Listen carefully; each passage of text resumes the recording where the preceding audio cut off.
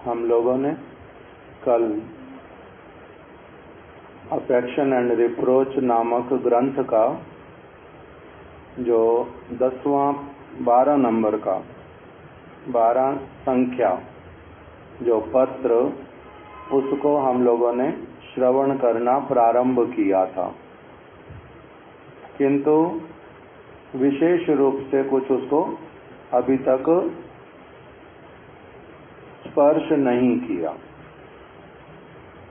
सबसे पहले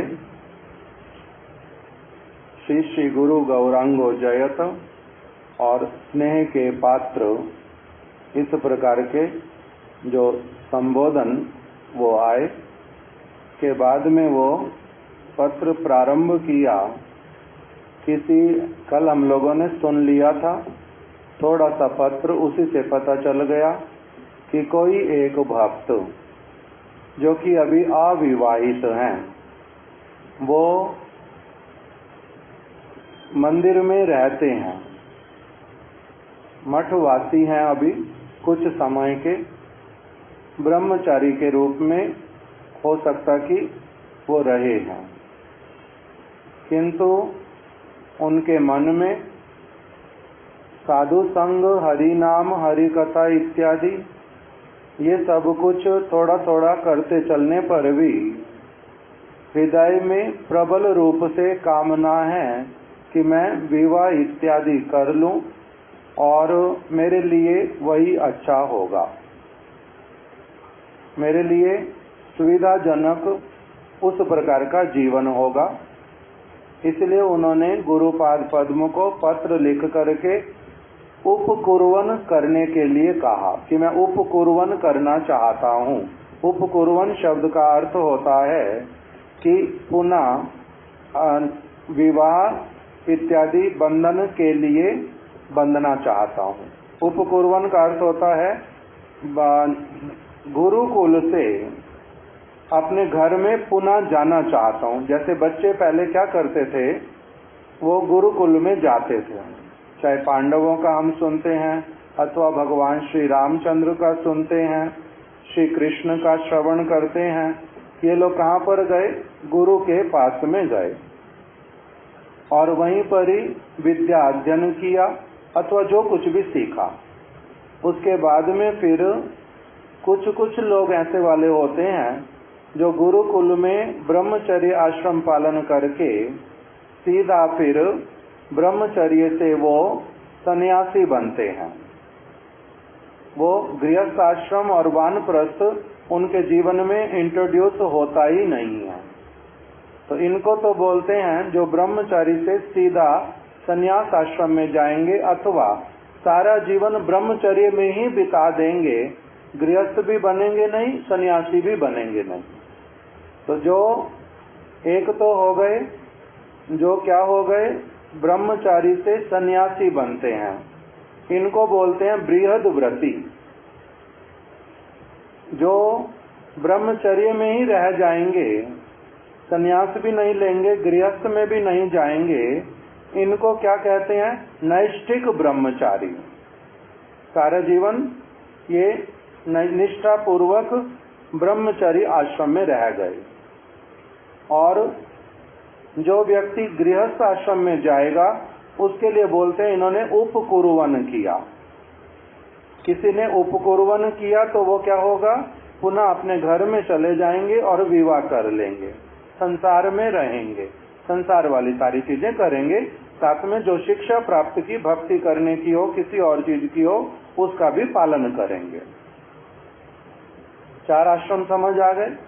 पहला ब्रह्मचर्य, तो उस ब्रह्मचर्य के बाद में जो 3 आश्रम, एक तो सन्यासी, ब्रह्मचारी से सीधा जो सन्यासी बन जाएंगे वो कौन हो गए? बृहद व्रती। उन्होंने बहुत बड़ा व्रत ले लिया भगवान मुकुंद की सेवा करने का, उनका इस प्रकार का योग्यता आ गया। वो अब क्या कर सकते हैं? साक्षात भगवान की सेवा कर सकते हैं। इनको बोलते हैं बृहद व्रती। जैसा कि अवंती ब्राह्मण भागवत में बतलाया, उन्होंने गृहस्थ आश्रम से जब व्रत लिया कि मैंने क्या करना, अभी संन्यास लेना, तो गृहस्थ से भी सन्यासी बन सकते हैं। केवल ब्रह्मचारी से ही सन्यासी बनेंगे ये तो बात नहीं है।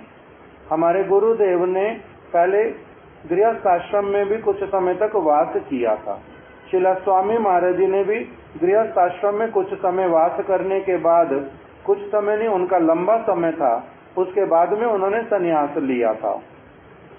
पहले कुछ समय वानप्रस्थी के रूप में भी रहे, तो सबका अलग अलग है। किंतु शिला वामन गोस्वामी महाराज जी, उन्होंने ब्रह्मचर्य आश्रम से सीधा संन्यास में प्रवेश किया। उन्होंने बीच में गृहस्थ और वानप्रस्थी वाला उनका आया नहीं, तो सबका अलग अलग है ना। तो जो व्यक्ति ब्रह्मचारी अवस्था से किसमें प्रवेश कर जाएगा, संन्यास में, वो हो जाएगा बृहदव्रती। जो व्यक्ति ब्रह्मचारी से ब्रह्मचारी ही सारा जीवन रह जाएगा, गृहस्थ भी बनेगा नहीं, सन्यासी भी बनेगा नहीं, वो हो गया नैष्ठिक ब्रह्मचारी। और जो व्यक्ति ब्रह्मचारी से गृहस्थ बनने के लिए जाएगा, उसको कहते हैं, अब बन तो गया वो गृहस्थ, किंतु उसने किया क्या, उसने किया उपकुर्वन। एक करते हैं उपकुर्वन, एक लेते हैं बृहद व्रत, और तीसरे वाले जो हैं वो उसी आश्रम में ही रह जाते हैं, उन्हीं को कहते हैं नैष्ठिक ब्रह्मचारी। तो जो नैष्ठिक ब्रह्मचारी वो क्या करते हैं, उनका जो नियम बतलाया, उनका नियम है आचार्य सेवनम। वो अभी तक भगवान की साक्षात सेवा करने के लिए योग्य नहीं हुए हैं। उनको गुरु पाद पद्म ने अभी ऐसे वाला योग्यता उनमें नहीं देखा कि वो उनको साक्षात भेज दें विश्वास के साथ में कि जाओ अब तुम राधा कृष्ण की साक्षात जाकर के सेवा करके आओ, अथवा राधा कृष्ण के सामने उनको लेकर के चले गए और उनको कह दिया कि अब आप ये एक नया सेवक सेविका आए हैं, मैं लाया हूँ, आप इनको अपनी सेवा में रख लो। जिनके लिए ऐसे वाला अभी नहीं करते गुरु पाद पद्म, किंतु जो उनकी सेवा अभी करते करते सीख रहा है कि राधा कृष्ण की सेवा कैसे वो निश्चिद्र अर्थात बिना किसी कमी के, बिना किसी दोष के ठीक ठीक रूप में परफेक्ट वे में वो कर लेगा। अभी परफेक्ट वे में जो नहीं कर लेगा, अभी ये क्या करते रहो, आचार्य सेवनम, आचार्य का सेवा करते रहो, और फिर अपनी इम्परफेक्शंस को पूरा दूर करते चलो। और तब फिर क्या हो जाएगा, एक दिन योग्यता आएगा कि तुम्हारे को साक्षात सेवा में अपने आप से हम जाकर के निवेदित कर देंगे। तो ये अलग अलग आश्रम। अब ब्रह्मचर्य आश्रम केवल मात्र पुरुषों के लिए होता है, ये बात भी सत्य नहीं है। शब्द भले ब्रह्मचर्य वही का वही कार्य यदि कोई व्यक्ति महिला के शरीर में भी करता है तब भी वही का वही कहलाता है। वही का वही कार्य यदि कोई व्यक्ति गुरुपाद पद्म की कृपा से सन्यासी वाला करता है तो वो सन्यासी भी कहलाता है।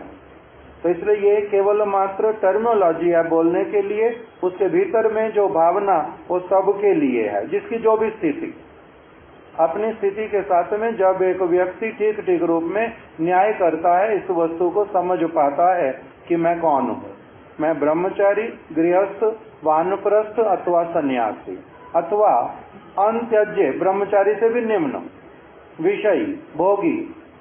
मैं गृहस्थ भी नहीं हूँ, मैं कौन हूँ, गृहमेधी हूँ।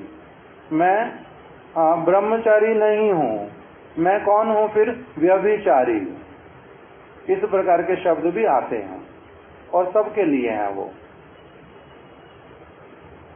कल हम लोगों ने जो भगवान श्री कृष्ण की बात उठाई थी, कौन सी वाली थी, मिथ्याचारी सा उच्यते। ऐसा व्यक्ति जो बाहर में साधु के वेश में रहता किंतु वास्तविक रूप में भीतर में सब समय विषयों की चिंता करता है और विषयों को संग्रह करने के लिए ही प्रयास करता रहता है, उसको क्या कहते हैं, मिथ्याचारी सा उच्यते। यही श्लोक है ना, कोई शब्द उसमें और है, बोलो तो श्लोक बोलो। अर्थात तो बाहर में जो इंद्रियों का दमन करते हुए दिखलाई देता है किंतु मन के भीतर में उन इंद्रियों के विषयों को वो भोगता रहता है, ऐसे वाला व्यक्ति जो है वो क्या कहलाता है, मिथ्याचारी। जिसको बोल देते हैं फल्गु वैरागी, अथवा मरकट वैरागी। तो इस प्रकार से ये अलग अलग बहुत सारी कैटेगरीज हैं और सबके लिए ही लागू होती हैं। कौन सन्यासी के वेश में हो सकता ब्रह्मचारी हो, कौन सन्यासी के वेश में हो सकता गृहस्थ हो, कौन सन्यासी के वेश में हो सकता वानप्रस्थी हो, कोई हो सकता ब्रह्मचारी के वेश में सन्यासी हो, कोई हो सकता ब्रह्मचारी के वेश में गृहस्थ हो, कोई गृहस्थ के वेश में हो सकता सन्यासी हो, कोई गृहस्थ के वेश में हो सकता ब्रह्मचारी हो। तो ये जो बाहरी वाला है एक, ये अलग, और जो भीतर मन की स्थिति है वो अलग। तो बाहरी वेश का केवल मात्र जो संबंध वो किसके साथ में, इस जगत की जो रीति नीति लौकिक जो दिनचर्या लौकिक जो जीवन वो ठीक से जाता रहे उसके लिए ये व्यवस्था। किंतु भक्ति के लिए कौन सी वाली अवस्था है, जय भजे सही बढ़ो अभक्तहीन चार। कोई ब्रह्मचारी सन्यासी गृहस्थ वानप्रस्थी ये कुछ होता ही नहीं है, ये केवल बाहरी वेश है। महाप्रभु ने ऐसा बता दिया। नाम विप्रो ना चा नरपति ना वैश्यो न शूद्रो। मैं ना तो ब्रह्मचारी हूँ, ना गृहस्थ हूँ, ना वानप्रस्थी हूँ, ना सन्यासी हूँ। मैं ब्राह्मण भी नहीं हूँ, मैं क्षत्रिय भी नहीं हूँ, मैं वैश्य भी नहीं हूँ, मैं शूद्र भी नहीं हूँ। मैं कौन हूँ, मैं तो आत्म तत्व हूँ। मैं जो गोपियों के भर्ता, गोपियों के प्रभु, गोपियों को सबसे अधिक प्रेम करने वाले और सारे जगत के सभी के जो प्रभु हैं, समस्त सृष्टियों के समस्त वस्तुओं को बनाने वाले, ऐसे वाले जो प्रभु हैं, मैं उनके दासों का दास हूँ। ये मेरी आत्मा का स्वरूप है। मेरी आत्मा का स्वरूप तो ये वाला है। उसके ऊपर फिर जो मेरा सूक्ष्म शरीर और स्थूल शरीर है, उसके फिर और जो परिचय हैं, उसमें आता है मेरा नाम ये है, मेरा सन्यासी वाला नाम है, मेरा ब्रह्मचारी वाला नाम है, अथवा मैं स्त्री हूँ, मैं पुरुष हूँ, मैं भारतीय हूँ, मैं विदेशी हूँ, कुछ भी। वो सारा कुछ क्या है, एक बाहर के परिचयों को कुछ स्पष्ट रूप में बतलाने के लिए और इस जगत में शारीरिक क्रियाएं सारी जो संबंधित उससे वस्तुएं ठीक से रखने के लिए।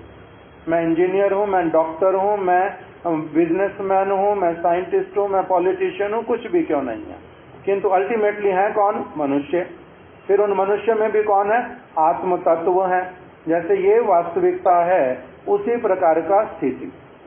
तो इसीलिए उपकुर्वन एक व्यक्ति ने करने की इच्छा की। इसका अर्थ क्या हुआ, विकास प्रभु बताओ।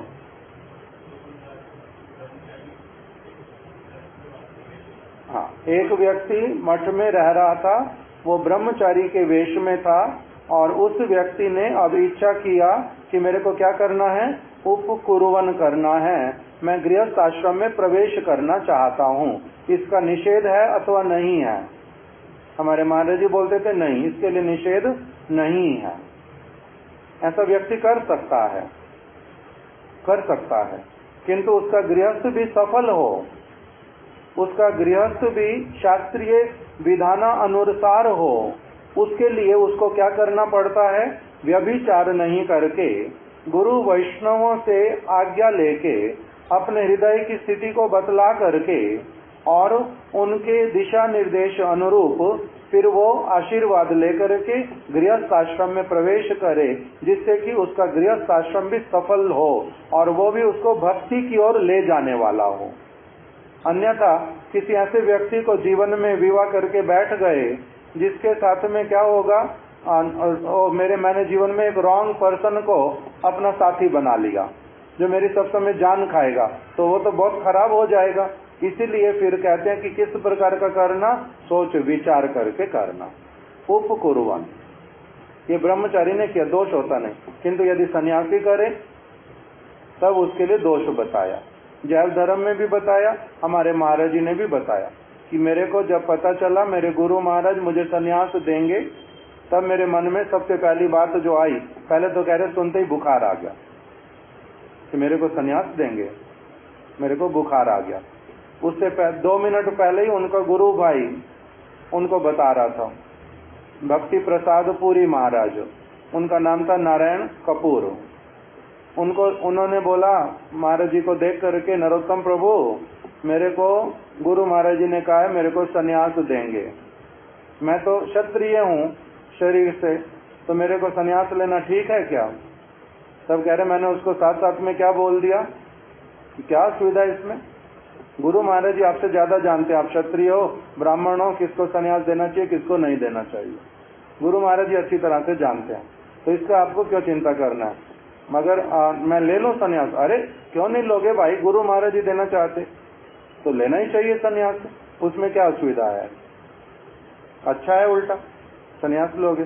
तो उन्होंने जब सारी बात पूछ ली उसके बाद बोलते हैं आपका भी नाम है उसमें कि आपको भी सन्यास होगा, तो कह रहे मैंने जैसे ही सुना कि मेरा भी नाम उसमें है तब मेरे को एकदम से असुविधा लगी कि मेरे को भी सन्यास देंगे। मैं उन्हीं के कमरे में ही रहना था, वहीं पर ही बिस्तर पड़ा हुआ था, लेकर के कंबल ओढ़ करके सो गया, किसी से बात करने की भी इच्छा नहीं है, तो बुखार आ गया साथ साथ में, कह रहे थोड़ी देर में ये सोच के मेरे को सन्यास लेना पड़ेगा। किस लिए? क्योंकि सन्यास के लिए एक बहुत बड़ा जो भावना वो हृदय में था बहुत वर्षों से कि सन्यासी का अर्थ क्या होता है, सन्यासी को पालन क्या क्या करना पड़ता है, सन्यासी का वास्तविक रूप में जो उसको आदर्श, जो उसको पालन करना, जो उसको मिलेगा उस वस्तु के प्रति एक बहुत बड़ा उसका प्रति भावना था कि बहुत बड़ी वस्तु है। मैं इस सन्यास वेश के साथ में, सन्यास नाम के साथ में न्याय कर पाऊंगा नहीं कर पाऊंगा, ये मेरे को चिंता हुई। उसमें क्या मन में आया, सबसे ज्यादा बोलते थे कि मैंने तो ये सुना हुआ पढ़ा हुआ शास्त्र में कि यदि कोई ब्रह्मचारी उपकुर्वन करना चाहे उसमें कुछ दोष नहीं है, किंतु यदि कोई सन्यासी कहे मैंने उपकुर्वन करना, वो तो बहुत बड़ा दोष है। किस लिए? उसका फल क्या होता है? कहते उसका फल उसको कहते हैं बानताशी। वो उसने उपकुर्वन नहीं किया, वो बानताशी बना, वो गृहस्थ नहीं बना, वो बानताशी बना। बानताशी का मतलब होता है कुत्ता जो अपनी उल्टी को मुख से निकाल करके पहले उल्टी कर देता और फिर उसी उल्टी को खा लेता है। कुत्ते को बहुत बार देखो, बच्चा हो, कुछ छोटा बच्चा, कुत्ता पीला अथवा कुत्ता, वो ऐसे ही करते, उल्टी भी करते फिर उसी को स्वयं ही खाने भी लग जाते, तो इसी को बोलते हैं बानताशी। तो उसके लिए कि पहले संसार छोड़ के आए, फिर व्रत लिया कि मैं सन्यासी बनूंगा, और फिर क्या कर लिया, फिर से संसार की तरफ चल पड़े, तो उसको कहते हैं बानताशी। तो मैं तो बानताशी तो नहीं बन जाऊंगा कभी, ये चिंता हुई। दूसरा शास्त्र में पढ़ा हुआ कि अगर एक सन्यासी वो बानताशी बनता है तो उसको तो जो अपने कर्म का फल भोगना पड़ता वो तो है ही है, उसके साथ ही साथ में उसके माता पिता को भी नरक में जाना पड़ता है कि बच्चे को ऐसे संस्कार दिए कि कोई भी काम करने से पहले ठीक से सोचता नहीं है, और सोचने के जब काम कर बैठता है और फिर उसमें फिर से पीछे भी चला जाता है। इसके कारण से उसको क्या होता है, फिर उसके माता पिता के ऊपर भी दोष आता है बहुत बड़ा, उसको भी नरक भोग करना पड़ता है। जो उपकर्वन करेगा उसके माता पिता को दोष आता नहीं। क्यों? क्योंकि माता पिता ने स्वयं विवाह किया हुआ है, स्वयं बालक को जन्म दिया हुआ है, उन्होंने आदर्श ही यही रखा है उसके सामने। तो इसीलिए अगर बच्चा बड़ा होकर के कहता है मैंने विवाह करना, इसका दोष माता पिता को नहीं जाता। तो इसलिए उपकुर्वन का दोष होता है। मैं अगर उपकुर्वन और मैं अगर सन्यास लेकर के बानताशी बना तो मेरे माता पिता को नरक में जाना पड़ेगा। दूसरा, तीसरा कहते हैं सुना हुआ, अगर किसी अयोग्य व्यक्ति को गुरु सन्यास दे देते, अथवा गुरु ने अपने आप किसी अयोग्य को दे दिया सन्यास, अथवा अयोग्य व्यक्ति के जिद करने पर गुरु ने सन्यास दे दिया, और सन्यासी फिर अगर बानताशी बन गया तो इसके द्वारा गुरु को भी उसके कर्मों का फल भोगना पड़ता है। तो मेरे गुरुदेव का भी नाम भी खराब होगा, मेरे गुरुदेव को उसका फल भी भोगना पड़ेगा, माता पिता को भी भोगना पड़ेगा, मेरे को भी भोगना पड़ेगा। तो इस प्रकार का वास्तविक जो उसका गुरुत्व है उसको समझने के कारण एकदम से क्या हुआ, बुखार आ गया। कहते हैं फिर गुरु महाराज जी ने रात को मेरे को अपने पास बुलाया। उन्होंने कहा कि मेरे साथ में जो सब वैष्णव रहते हैं उनका इच्छा है आपको संन्यास दें, आपको संन्यास दें। आप क्या करना, भागवत में जो अवंती ब्राह्मण का चरित्र लिखा हुआ उसको अच्छी तरह से पुंखानुपुंख पढ़ लेना, और हरि भक्ति विलास में कुछ कुछ बातें लिखी कि सन्यासी को क्या क्या पालन करना चाहिए, उसको भी अच्छे से पढ़ लेना आज रात में। कल सुबह मेरे साथ में गंगा जाना है, वहीं पर मुंडन होगा, स्नान करेंगे, उसके बाद आपको मंत्र दूंगा। कह रहे इस प्रकार से जब बोल दिया तब मैंने आगे कुछ कहा नहीं, आकर के उसको पढ़ लिया। अवंती ब्राह्मण का जो चरित्र, कोई निंदा करे, कोई स्तुति करे, कोई भोजन में मल मूत्र त्याग दे, मेरे साथ में किसी भी प्रकार का कोई व्यवहार कुछ भी क्यों ना करे, किंतु मैं क्या करूंगा, अपने चित्त को एकमात्र भगवान मुकुंद की सेवा करने के लिए वैसे ही लगाऊंगा जैसे पूर्व श्रेष्ठ श्रेष्ठ महत् पुरुषों ने भगवान को प्राप्त किया है। मैं उस प्रकार का काम करूंगा। ऐसे वाला वहां पर सारा जो लिखा हुआ उसको अच्छे से पढ़ लिया और उसी के अनुसार जितना अधिक सिंसियरिटी के साथ हो सका सारा जीवन उस सन्यास का पालन किया। तो ये हो गया सन्यासी। अलग अलग वस्तुएं हैं। तो यहाँ पर एक ब्रह्मचारी, उसका इच्छा हुआ उसने क्या करना, उपकुर्वन करना है, इसलिए उसने पत्र दिया अपने गुरु महाराज जी को, और उन्होंने उसके उत्तर में जो लिख करके भेजा वही हम लोगों ने अभी पढ़ना प्रारंभ करना है। क्या कह रहे हैं, सबसे पहले तुम स्वयं ही अपनी चित्त वृत्ति को समझ सकते हो। अपने विषय में क्या कह दिया, मैं सर्वज्ञ नहीं हूं, मैं तुम्हारे चित्त की अवस्था नहीं जान सकता, तुम्हारा भविष्य क्या होगा, तुम्हारा वर्तमान क्या है और तुम्हारा भूतकाल क्या था, इस विषय में मेरी कोई जानकारी नहीं है, मेरी कोई जानकारी नहीं है। इसलिए तुम स्वयं ही अपनी चित्त वृत्ति को समझ सकते हो, किंतु मैं तुम्हें थोड़े थोड़े टिप्स दूंगा, कुछ कुछ बातें बतला दूंगा, उसी के आधार पर तुमने स्वयं निर्णय करना है कि तुम्हारे लिए क्या अच्छा होगा अथवा क्या अच्छा नहीं होगा। मैं अपनी समझ के अनुसार बता दूंगा।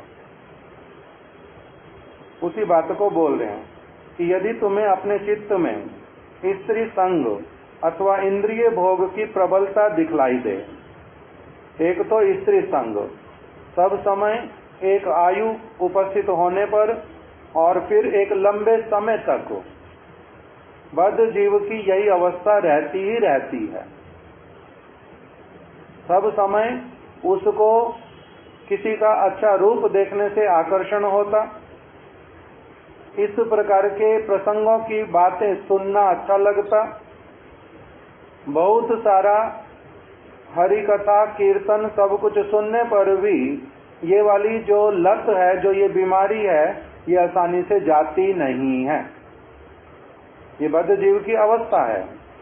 अगर वो बहुत अधिक सिंसियर होकर के सब समय अपने शरीर को, अपनी एनर्जी को गुरु वैष्णवों की सेवा में नियुक्त ना कर दे तो बाध्य है समय समय पर दिन में बहुत बार सोने से पहले, सोते समय, सब समय इन बीमारियों के साथ में ही उसका रहना बिल्कुल स्वाभाविक है, वो होगा ही होगा, उसके बिना चलता ही नहीं है।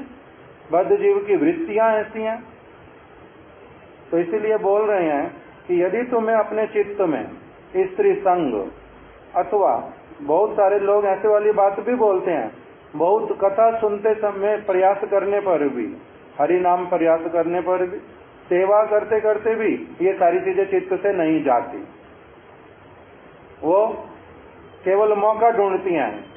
माया इसी प्रकार की प्रबल है, अलग अलग काम करवाती है। श्री त्रिविक्रम गोस्वामी महाराज जी एक उदाहरण देते थे। एक ब्रह्मचारी सेवा बहुत कम करता है। एक दिन देखा, प्रसाद से पहले जो सारे लोग आए हुए उनमें से एक जो कन्या उसके प्रति बहुत आकर्षण होता है, एकदम से बात करने की इच्छा करती है, बात करने की इच्छा करती है, दोस्ती करने की इच्छा करती है, किसी को पता भी ना चले, ऐसे वाला भी इच्छा होता है। क्या करेगा? अभी सब प्रसाद के लिए बैठ गए, परिवेशन करूंगा। जो परिवेशन करने वाले हो, आप तो कभी करते नहीं हो, आपको अभ्यास नहीं है, आप नहीं करो, आप जाओ। दूसरे लोग, नहीं प्रभु जी मेरे को सीखना है, मैं सचमुच में परिवेशन करना चाहता हूँ, मेरी प्रबल इच्छा हुई आज मैं परिवेशन करना चाहता हूँ। आ गया, क्या करना है? परिवेशन ले लिया, जो भी मिल गया हाथ में, बांटने के लिए गए। अब उसके पास पहुंचने से उससे बात करने की इच्छा करती है। कैसे बात करें? किंतु कुछ ना कुछ तो बहाना होना चाहिए। उनके गले में देखा माला लटकी हुई प्रसाद पाने के समय में भी, तो आपके गले में ना ये हरि नाम की माला लटकाई हुई आपने तो प्रसाद पाते समय, इस माला को मेरे को दे दो। प्रसाद पाते समय ना माला नहीं लटकाते गले में, मेरे को दे दो, मैं इसको रख देता हूँ, जब आप जाओगे ना उस समय मेरे से ले लेना। वो उसको तो क्या समझ आना इस बात का कि मेरे से दोस्ती जमाने के लिए केवल इस तरह से बात कर रहा है, वो तो साधु समझ रहे। उसने माला उतार करके उनके हाथ में पकड़ा दी, वो माला रख के भी आ गया। अब फिर परिवेशन करते, दूसरी कोई चीज लाया परिवेशन करने के लिए, उस समय फिर क्या करते हैं, वो जो चीज लाया वो जो कन्या वो लेना चाहती नहीं, कि नहीं मेरे को चाहिए नहीं, पहले से बहुत कुछ चाहिए ना, थोड़ा थोड़ा सब कुछ लेना चाहिए, ये भगवान का प्रसाद है, थोड़ा सा तो लेना चाहिए ना, जोर करके उसको देता है, बात करता है। ये जो बात करने के पीछे ये सेवा कर रहे हैं,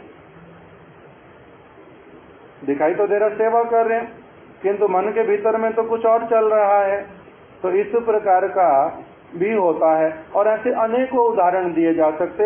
हम लोग अपनी आप से भी अपने उदाहरण बना सकते, कोई अस्वाभाविक बात नहीं है। गुरुदेव एक बात बोलते थे एक दिन कथा में कि किसी का पिताजी मर गया, वो अपने पिताजी के शव को लेकर के गए, पहले बहुत रोता है, इतना रो रहा था, दहाड़े मार मार करके रो रहा था, कोई संभाल नहीं पा रहा था उसको, हाय हाय करी जा रहा था। मुंडन हो गया, पिताजी को लेकर के जाएंगे शमशान घाट पे, अभी कंधा दे करके सबसे आगे चल रहा है, न कि कोई घड़ा लेकर के कोई चीज डालते डालते जा रहा है। उसी समय बीच में एक दृष्टि पड़ गई सुंदरी स्त्री पर, वो सारा कुछ छूट करके किस तरफ दिमाग चला गया? वो स्त्री की तरफ। पिताजी कहाँ गए, शव कहाँ पर है, रोना कहाँ पर, मेरी स्थिति क्या, वो सब भूल जाता है। ये बीमारी। फिर और एक उदाहरण शिला स्वामी महाराज जी देते हैं। एक बूढ़ा व्यक्ति, आयु बहुत हो गई, कुछ एक्सीडेंट हो गया, अस्पताल ले गए, उसके पैरों को ऊपर करके बांध दिया गया, प्लास्टर लगे पड़े हैं, हाथ भी टूटे पड़े प्लास्टर लगे पड़े हैं, नाक में पाइप लगा पड़ा, अलग प्रकार की अवस्था है। उसका कोई मित्र मिलने के लिए आ गया अपनी बहू को लेकर के, उसकी बहू को देख करके उससे नजरें नहीं हटती, उसी की तरफ दिमाग जाता है, कितने सुंदर है, कितनी अच्छी है, उस तरफ जाता है। तो शिला स्वामी महाराज जी बोलते हैं आयु भी इस चीज के बीच में कुछ नहीं करती, छोटी आयु बड़ी आयु, ये होने से वो होने से। हमारे महाराज जी एक श्लोक बोलते थे, काम आतुरानाम न भयम न लज्जा। जिस समय एक व्यक्ति काम आतुर होता है, काम रोग काम वेग के कारण जब आतुर होता है ना, उसकी अवस्था हो जाती है पशु वाली, ना भयम ना लज्जा, ना उसको भय रहता ना लज्जा रहती। पकड़ा जाऊंगा, कोई देख सकता, कोई समझ जाएगा मैं कैसे दृष्टि से देख रहा हूँ, किस भावना से बात कर रहा हूँ, सारा कुछ दिमाग में से चला जाता। गुरुदेव हो सकता मेरे को ऊपर से नोटिस कर रहे हैं, ये सब कुछ भी दिमाग से निकल जाता। ना भयम ना लज्जा, भय भी रहता नहीं। जिस समय पकड़े गए तो पकड़े गए, उसके बाद क्या है, 2 मिनट आंखें नीचे बंद करके बैठ जाएंगे बस, और 2-4 दिन फिर उस तरह से नहीं करेंगे। अब प्लानिंग करूंगा कि अब ऐसे वाला करना है, बिल्कुल पकड़ में ना आओ, बस इतना सा दिमाग में आता है, उससे अधिक दिमाग में थोड़ा ना आता है। इस प्रकार का। जब किसी को पता चल गया थोड़ी सी बेइज्जती होती है, किंतु वो बेइज्जती कितनी देर तक डिस्टर्ब करती है? 1 दिन, 2 दिन, 4 दिन अंदर बंद रहता हूँ, किसी से मिलता नहीं, ये नहीं करता, वो नहीं करता, बस उसके बाद फिर से वही का वही। अगर अपने आप में नहीं पकड़ा गया, किसी को नहीं भी पता चला, कथा सुनते सुनते अगर अपने आप में लज्जा भी आती है कि मैं ये क्या करता हूँ क्या नहीं करता, वो लज्जा भी कब तक रहती है? फिर से वो भी थोड़ी देर के लिए रहती है। अपने आप को कोसना, हाय मैं फिर वही काम कर बैठा, हाय फिर लोगों को पता चल गया, हाय वैसा हुआ, हाय ऐसा हुआ। किंतु फिर से किसी उस प्रकार के व्यक्ति के मिलने से उसको स्पर्श करना, उससे फोन पे बात करना, उसके प्रति सोचना, दिमाग में उसकी चीजें चलना, ये सब नहीं जाता। क्यों? क्योंकि हम कौन है? हमारा विशेषण है बहुत बड़ा, बद्ध जीव। बद्ध हमारा विशेषण है। क्या करेंगे? उस प्रकार का अवस्था। अर्जुन ने कृष्ण से पूछा, बहुत सारी चीजें जानने पर भी, समझने पर भी गलत है, मुझे पता होने पर भी, फिर भी मैं उसको क्यों करता हूं? इसका कारण क्या बनता है? भगवान श्री कृष्ण ने उत्तर क्या दिया? अपने ही किए हुए कर्म, अपने ही प्रारब्ध, वही बाध्य करते हैं इस प्रकार से होने के लिए। तो इसलिए हमारे महाराज जी कहते थे कि तुम क्या करो, अभी ये जो पुराने कर्म वो अपने चलते रहेंगे, टेप रिकॉर्डर में टेप हो रखी, वो अपना चलती ही रहेगी, उसके ऊपर नई रिकॉर्डिंग करते हुए चलो, आंख से, नाक से, कान से, मुख से, सब प्रकार से अम्बरीश महाराज जी की तरह जितना अधिक हो सकता गुरु वैष्णव भगवान का निष्कपट रूप में सेवा करते हुए चलो। नई रिकॉर्डिंग होती जाएगी, धीरे धीरे करके क्या होगा? पुरानी वाली रिकॉर्डिंग्स, पहले अगर तुम्हारा 100 बार दिन में भावना आता था, फिर कभी 75 हो जाएगा, फिर 50 हो जाएगा, फिर 25 हो जाएगा, ऐसे करते करते वो जाकर के समाप्त होएगा, नहीं तो होता नहीं। इसी प्रकार का हम लोगों का अवस्था है, चाहे वो स्त्री हो चाहे वो पुरुष हो, जीव मात्र का ही, पशु पक्षी का भी वही स्थिति होता है। जिस प्रकार की हमारी सब प्रकार की वस्तु है, उनका भी वही का वही, सबका वही, मेरा वही, आपका वही, सबका वही। उसी अवस्था में कह रहे हैं कि यदि तुम्हारे चित्त में स्त्री संग और दूसरा अथवा इंद्रिय भोग की प्रबलता। इंद्रिय भोग क्या होता है? मेरे को खाने के लिए अच्छी अच्छी वस्तुएं चाहिए। एक प्रभु जी थे, वो मेरे को बोलते थे कि मेरे को गुरुदेव का संग मिला, उनका शिष्यत्व प्राप्त हुआ, सारी बातें अच्छे से समझ भी आती हैं, ब्रह्मचर्य आश्रम मेरे लिए भक्ति के बहुत अनुकूल होगा, ये भी अच्छे से पता चलता है। किंतु तब भी मठ में जिस प्रकार से रहना पड़ता और जैसे जैसे खाने में एडजस्ट करना पड़ता, ये प्रभु जी मैं बिल्कुल नहीं कर सकता। मेरे को विवाह करने की बहुत प्रबल इच्छा नहीं है, किंतु माता पिता नहीं है, घर में कोई और नहीं है जो मेरे को बना करके खिलाएगा, घर की सफाई रख देगा, बात कर लेगा, कुछ और होगा, विवाह इसलिए करना पड़ रहा है। स्त्री संग की बहुत कामना नहीं है, संसार को बढ़ाने की भी कामना नहीं है, किंतु मेरा बिस्तर अच्छे से कोई लगा दिया करे, मेरा भोजन कोई अच्छे से बना दिया करे, मेरे वस्त्र सब समय मेरे को तैयार मिलने चाहिए, और मेरी काम करने की भी इच्छा नहीं है। ऐसी लड़की से विवाह करना चाहता हूँ, पैसे भी बहुत सारे लेकर के आए जिससे काम भी ना करना पड़े। ये भी बोलता है साथ साथ में। उसका नाम था वृंदावन चंद्र, इसको दिल्ली में हमारे साथ रहता था। ऐसी वाली लड़की होनी चाहिए जो बहुत सारा, और फिर मिल भी गई, विदेश की कोई लड़की ना मुंबई की, पता नहीं, मिल भी गई, बहुत सारा पैसा लेके आई, अपना वो जो करना करता रहता। अब तो क्या करता पता भी नहीं, 25 साल 30 साल से। तो इसी से प्रकार का अलग अलग स्थिति होता है। बोल क्या रहा था, भूल गया उसका नाम मुख में आने से। हाँ, तो ये एक हो गया स्त्री संग, अथवा दूसरा होता है इंद्रिय भोग की प्रबलता, कि मेरे को चाहिए क्या क्या, खाने के लिए, पीने के लिए, रहने के लिए, घर बड़ा हो। वो व्यक्ति मेरे को बोलता था कि मैंने ऐसी वाली पत्नी से, ऐसी लड़की से विवाह कर लिया कि हमारे घर में सारे चांदी के बर्तन, तो कभी भी आएगा तेरे को चांदी की प्लेट, चांदी की कटोरी, चांदी के चम्मच में भोजन कराऊंगा। तो मैंने बोला भैया मेरे को नहीं करना, चांदी का कभी दिमाग में ही आता नहीं कि चांदी के बर्तन में खाना होता है। तो इस प्रकार का कौन सोचता है? किंतु वो ये बात बोल करके गया, एक दिन वृंदावन में मिला था रास्ते में परिक्रमा करते करते। तो इस प्रकार के लोग, तो ये इसको बोलते हैं इंद्रिय भोग की प्रबलता। तो इसलिए अपने शिष्य को बोल रहे हैं, यदि तुम्हें अपने चित्त में स्त्री संग अथवा इंद्रिय भोग की प्रबलता दिखलाई दे तो तुम क्या करना? तो तुम गृह में रहकर अर्थ उपार्जित करते हुए विवाह इत्यादि करके अपने काम की तृप्ति के लिए कुछ आंशिक चेष्टा कर सकते हो। तो तुम क्या कर सकते हो? घर में जाओ और क्या करो? अर्थ उपार्जित करो। पहले घर में जाने के साथ साथ विवाह नहीं कर लेना, अथवा पहले से ही विवाह करके फिर गृहस्थी बसाना प्रारंभ नहीं करना। लोग ऐसे वाले भी परेशान होते हैं। कुछ लोग क्या करते, पहले विवाह कर बैठते, फिर गुजारा कैसे चले उसके कारण परेशान होते हैं। फिर पत्नी 10 दिन के बाद में जब विवाह वाला भूत उतर जाता, वो बोलती ये सामान लाओ, वो सामान लाओ, इसका क्या करना, उसका क्या करना, तब लड़ाई झगड़ा शुरू हो जाता जल्दी जल्दी। तो इसलिए बुद्धिमान बनने के लिए बोल रहे हैं कि पहले तुम घर में जाओ, घर में रहो और वहां पर फिर क्या करो? अर्थ उपार्जन करना प्रारंभ करो, अर्थ उपार्जित करो। पता चलेगा अर्थ उपार्जन करना कितना सहज है या नहीं है। अर्थ उपार्जित करो और वो भी फिर शुक्ल वृत्ति से करो। तुम्हारा योग्यता के अनुसार तुम्हारे को काम मिलेगा। देखो कितना तुम कमाई कर सकते, कितना परिश्रम कर सकते। अभी तक तो तुम्हारा अभ्यास अलग प्रकार का है, मठ में रहने का। अर्थ के लिए उस तरह का चिंता करना पड़ता नहीं, भोजन मिल जाता, खाने के लिए रहने के लिए मिल जाता, वस्त्र मिल जाते, सब कुछ तो हो जाता है। उतना परिश्रम नहीं भी करो तब भी चलता है, आलस्य किया, कभी कुछ किया।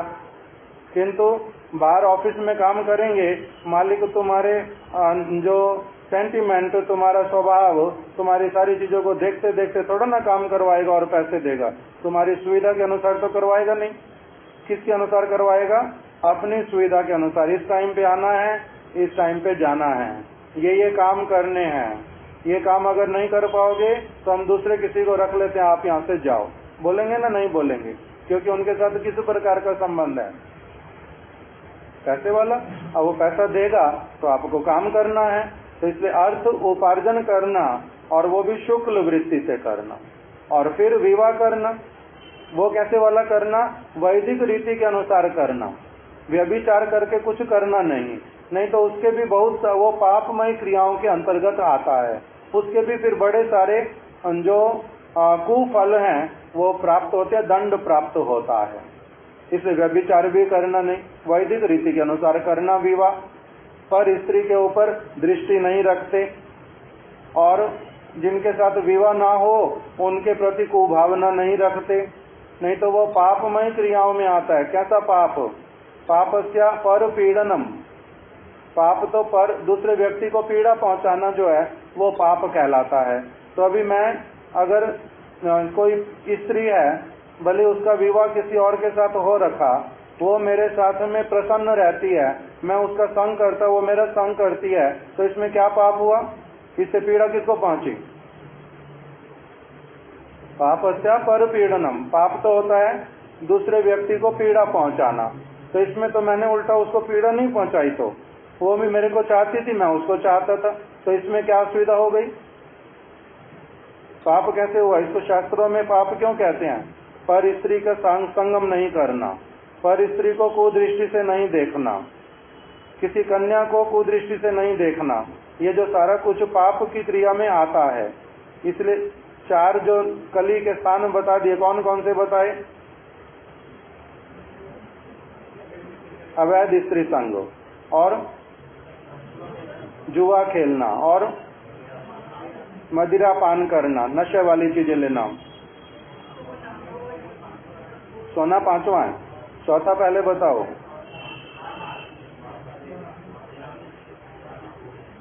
मीट ईटिंग, मांसाहार, ये 4 चीजें बताई।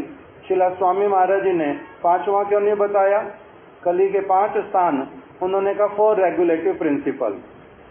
कौन से बताए? नो मीट ईटिंग, जीव हिंसा नहीं करना, नो गैम्बलिंग, जुआ नहीं खेलना, तीसरा नो इंटॉक्सिकेशन, जो नशे वाली वस्तुएं वो नहीं लेना, और चौथा अवैध स्त्री संग नहीं करना, नो इलिसिट सेक्स।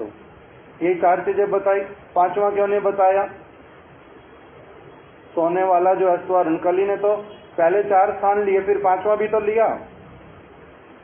5वां क्यों नहीं बताया है? सोने पैसे के बिना गुजारा चलेगा नहीं। किसका? आपका चलेगा, ब्रह्मचारी का? गृहस्थ का नहीं चलेगा, ठीक है। ब्रह्मचारी का चलेगा? नहीं चलेगा। तो फिर उसको इसलिए नहीं बताया कि उसका सदुपयोग करना है, दुरुपयोग नहीं करना, इसलिए उसको अलग प्रकार से व्यक्त किया, उसको अलग प्रकार से। ये किंतु बिल्कुल चलेगा ही नहीं। भगवान की सेवा में मदिरा नहीं लगेगी, और जो आप अगर किसी के साथ व्यभिचार करके कहोगे कि ये भी इस प्रकार से सेवा कर दूंगा, वो सब होएगा नहीं, इसलिए वो अलग। और धन इत्यादि का किस प्रकार से बता दिया?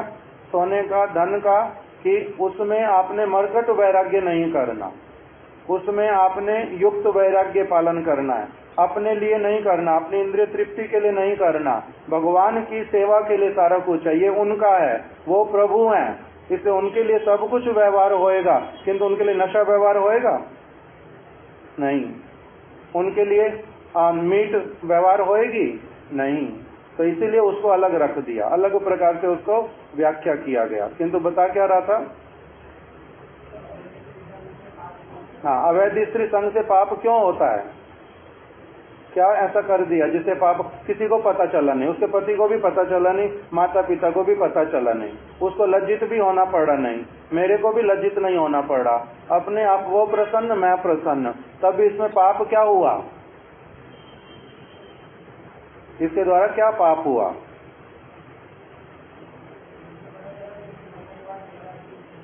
यमराज को पता चला, भगवान को पता चला, जो सर्वज्ञ हैं उनको पता चला, और इसके किसी को नहीं। मैंने किसी की चोरी कर ली, उसको ये पता नहीं चला मैंने चोरी की है, किंतु उसकी चीज गुम गई, आज उसको नहीं पता चला। जब भी उसको पता चलेगा वो दुखी होएगा या नहीं कि मेरी चीज चोरी हो गई, किसी ने ली है? अगर वो दुखी ना भी हो तब भी पाप है। अरे इसके पास तो बहुत सारी चीजें पड़ी थी, मैं थोड़ी सी चोरी करके ले आया, इसको पता ही चला नहीं बिल्कुल भी, उसको दुखी होएगा नहीं, और उसको कुछ आता जाता नहीं, उसके पास तो ऐसी हजारों चीजें और आती हैं, किंतु तब भी पाप है। इस सारी चीज को जब ग्रेविटी से समझते हैं तब पता चलेगा कि ये कैसे पापमय क्रियाएं बहुत प्रकार की। चोरी करके मठ की सेवा होती नहीं। भगवान महाराज जी हमारे को बोल देते थे, भगवान षड ऐश्वर्य के अधिपति, उनकी चोरी करके सेवा करनी। उन्होंने कहा तुम्हारे को मेरी सेवा करो चोरी करके, अपनी आप से अपने ऊपर इस प्रकार का रिस्क क्यों लिया जिसके कारण नरक में भी जाना पड़ सकता? ऐसा रिस्क लेते हैं अपने आप से। किसके कहने पर कर रहे हैं? हमारे कार्तिक का महीना अथवा पुरुषोत्तम मास, इसमें तेल बंद है, केवल सरसों का तेल बंद, रिफाइंड बंद, बहुत सारे तेल बंद है, किंतु कौन सा चलेगा? केवल या तो चलेगा घी, या चलेगा मूंगफली का तेल, या फिर चलेगा ऑलिव ऑयल, यही तो चलेगा, बाकी सारे बंद हैं। एक समय पुरुषोत्तम मास पड़ा कार्तिक जन्माष्टमी राधाष्टमी के बाद में, 2004 वाला ही शायद वो पड़ा था, कार्तिक से पहले और जन्माष्टमी राधाष्टमी के बाद में, अथवा वो वाला है 2001 वाला भी हो सकता, कोई एक पुरुषोत्तम। मेरे को केवल इतना पता, पूरी में हम लोग तेल के टीन मथुरा से उठा उठा करके लेके गए थे। जन्माष्टमी राधाष्टमी में बहुत तेल आया, घी आया, हमारे बहुत सारे ब्रह्मचारी लोग इकट्ठा करते थे, तेल घी भिक्षा में लेके आते थे, बन महाराज जी सबसे ज्यादा लेकर के आते थे, तो वो इकट्ठे हो गए। जितनी मिठाई बनानी थी उत्सव में लगाना था, सारा लगने के बाद भी बहुत सारे टीन घी के तेल के बचे हुए। वो तेल किंतु था रिफाइंड, न कोई और, अर्थात वो तेल मूंगफली का नहीं है, ऑलिव ऑयल भी नहीं है, व्रत में नहीं चलेगा, किंतु हम लोग पूरी में लेकर के अपने साथ में गए। क्यों लेकर के गए? प्रेमानंद प्रभु जी ने पहले से ही गुरुदेव से बात कर ली कि महाराज इस प्रकार की अवस्था है। अगर आप कहोगे तो मैं इसको यूज कर लूंगा, नहीं कहोगे तो नहीं करूंगा। तब गुरुदेव ने बोल दिया कि देखो, हम लोगों के व्रत के जो बड़े बड़े नियम है ना, वो क्या है? सबसे अधिक सब लोगों को इकट्ठा बुला करके हमारे गुरु महाराज जी कहते थे, इनको कथा और कीर्तन का इंजेक्शन लगाना है अच्छी तरह से। वो हमारी कथा का सबसे श्रेष्ठ वस्तु है। बाकी सारी वस्तुएं थोड़ी बहुत इधर उधर होती हैं, हम उसकी इतनी चिंता नहीं करते। अगर तुम्हें लगता है यही करने से अच्छा होगा, करो, कोई चिंता की बात नहीं। हम लोग वही सारा तेल लेकर के गए। कुछ एक लोगों को केवल ये बात पता है, सबको पता नहीं है, लेकर के चले गए और वही यूज हुआ। उसमें कोई असुविधा किसी को हुई? पता ही चला नहीं असुविधा क्या होनी, कुछ असुविधा होती नहीं। अब साधारण लोग सुनेंगे तो कहेंगे हमारा गुरुदेव ने व्रत तोड़वा दिया, इसलिए उनमें से किसी को बताया नहीं। वो उस प्रकार की जो बड़ी बात उसको समझ नहीं सकते, उनको पता चला नहीं। अब गुरुदेव का ये तो पुरुषोत्तम तो हो गया, फिर कभी ऐसा अवसर आया या नहीं पता नहीं है। 2010 आ गया, गुरुदेव अप्रकट हो गए। 2011 आ गया, कार्तिक की परिक्रमा हुई। उस समय कुछ लोगों ने वही वाला जो रिफाइंड ऑयल इत्यादि था कार्तिक परिक्रमा में यूज किया, और प्रेमानंद प्रभु ने साथ साथ बोला नहीं, ये तो हमारे को अलाउ नहीं है, ये तो अलाउ नहीं, हमारे तो मूंगफली का तेल अलाउ है। तो उनको बोलते हैं आपने ही व्यवहार किया था 2001 में न 4 में, अब आप बोल रहे ये अलाउ नहीं है। वो कहते हैं वो गुरुदेव के कहने पर किया था, उसके द्वारा जो चीजें बदल जाती उसका जो इफेक्ट नहीं रहता वो अलग। मैं अगर अभी कहूंगा कि हाँ चलने दो, कोई चिंता होता नहीं, इससे हो जाएगा दोष। अपनी स्वतंत्रता थोड़ा ना करनी, मेरा वो अधिकार नहीं हुआ, मैंने क्यों करना ये वाला, वो बदल गई बात। कार्तिक में सरसों का तेल यूज नहीं करते, नहीं करते तो नहीं करते। हम लोग गुरुदेव को कभी कभी जब उनको आवश्यकता पड़ती वृद्धावस्था के कारण उनको तेल की मालिश कर देते थे अलग अलग भक्त लोग, उसमें सरसों का तेल भी यूज होता था शरीर पे लगाने के लिए। कार्तिक में हो, कभी पुरुषोत्तम आया तब भी लगता है। किंतु एक कार्तिक ऐसा आया 2008 होगा या 9, मेरे को तो स्मरण नहीं है। गुरुदेव की गोपीनाथ भवन में कार्तिक के समय में संध्या के समय मसाज करने के लिए हम 3 लोग, और कौन था मेरे को पता नहीं, 3 मेरे को स्मरण है। मैं हूँ, अमल कृष्ण प्रभु हैं और धीरा कृष्ण। धीर कृष्ण जो है वो भी कार्तिक में गुरुदेव को देख करके कि वो शरीर पर सरसों का तेल लगा लेते हैं, इसलिए वो अपना भी लगाता था। वो अपने आप से लगाता है, डेली स्नान से पहले तेल लगाएगा और अपने आप से लगाता है। तो उसने अपना सरसों का तेल लगाना हर बार। हमारे में से और किसी ने यूज करना नहीं, गुरुदेव करते हैं, हमारे को किंतु निषेध है, हमें ये पता है। तो इससे जब 2008 में या 9 जो भी था, जब गुरुदेव को वो तेल लगाने के लिए गए तो गुरुदेव एकदम से बोलते हैं सरसों का तेल लगाना नहीं, कार्तिक चल रहा है ना, कार्तिक में तो सरसों का तेल लगाते नहीं है। तो फिर हम लोग तो कुछ बोल नहीं रहे, धीरा ने अपने आप साथ साथ बोला हर साल तो लगाते हैं महाराज। तो उसमें क्या हो गया, कार्तिक है तो आपको खाने में थोड़ा ना दे रहे हैं, सिर्फ शरीर पे तो लगा रहे हैं।